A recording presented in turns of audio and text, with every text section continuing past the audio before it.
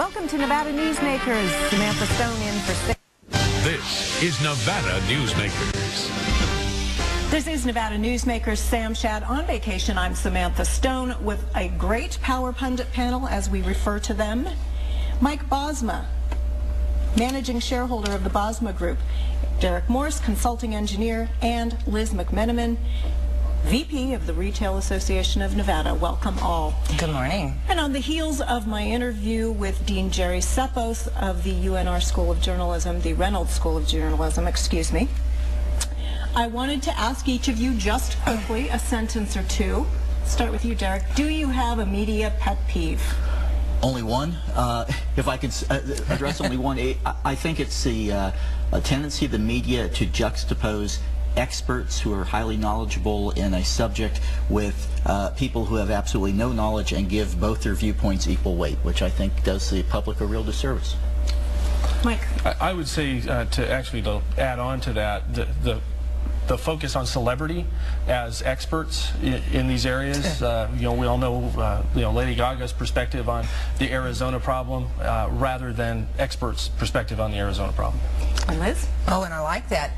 Actually, I would add on to it, taking some of those and making it appear to be fact instead of actually somebody's opinion. But my biggest pet peeve, I think, is just that opinions are put out there as fact and not reality. So again, media has done a disservice to the public all the way around in that area, and I do like the old media. All right, I'm hiding under the table as we speak, figuratively speaking. All right, continuing down this road, try to follow me here. Television commercial for a candidate. It was Harry Reid who featured a young teacher in the commercial, thanking him indirectly, not directly, but implying that it's because of Harry Reid's power that teachers didn't get laid off, that Nevada education can remain sound. What this became was two stories. One story criticizing the ad, gives the impression that the stimulus kept the teacher in the classroom with her kids. This teacher was never on the chopping block. Her job was not going to be eliminated. And then a responding story in The Sun, this was the Review Journal, the Sun responded saying that this article in the RJ had it all wrong, had skewered Harry needlessly, and had gone to the campaign for a response which said basically she was just representing education. I guess what I'm asking is this kind of coverage, this is a trend where we cover what goes on in the media, we cover the commercials, we cover the blogs, we cover the campaign footage. Is this more, less, or as important than doing, for instance, what the RGJ did this weekend, which was to tear apart Harry Reid's record on delivering earmarks? Start with you, Liz. Well, in actuality, I think in all campaigns you see this type of commercials, you call them, the ads that they buy out there. None of them are based in reality. They're all in sound bites. You take one sound bite, and for one person it can mean one thing, for one it's another.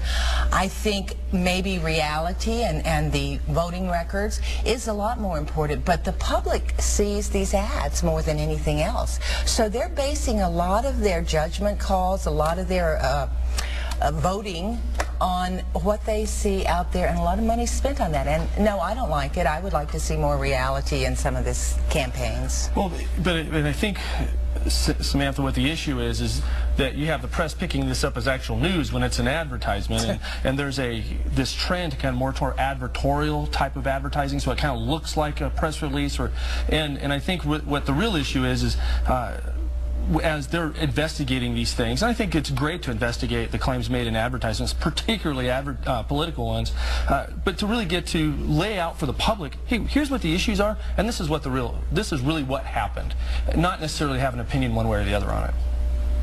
What a waste of time.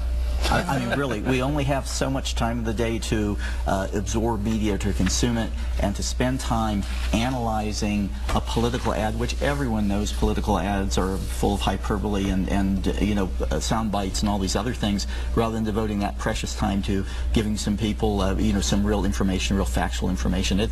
And yet, unfortunately, look at what's in most of the media that we're looking at today. It really focuses on that. It's the media analyzing the media, analyzing these things that are not reality anyway. anyway rather than dealing with the real issues, and we have far too much of that. I'm relieved you had an opinion, because when you said what a waste of time. All right, moving on quickly because we don't have much time left. I'm going to ask you for a brief answer to this.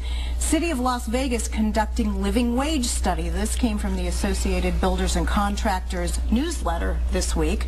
City of Las Vegas Redevelopment Agency has issued a request for proposals to study and analyze the costs and benefits of requiring that living wages be paid by employers in projects that receive subsidies or incentives from the agency. Now, I'm not sure that everyone knows what this means. Now, this was not a media report. This was an insider report. What is a living wage? Do we know? Do the people at this table know?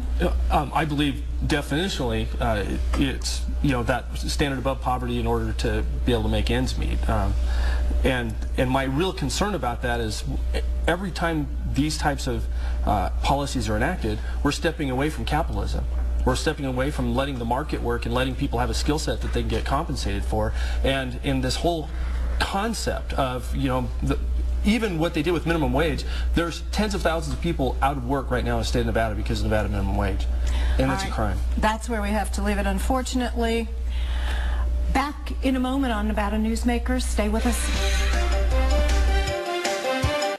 On the next Face to Face, a look at Sue Loudon's attempt to bring an arena to the Las Vegas Strip. Is it too good to be true? Plus, the global economy's been in trouble since late 2008. Get all the news that you want to see. Click over to mynews4.com. Thanks for joining us on Nevada Newsmakers. Tomorrow, we'll discuss the economy with a real economist. Hope you'll be with us.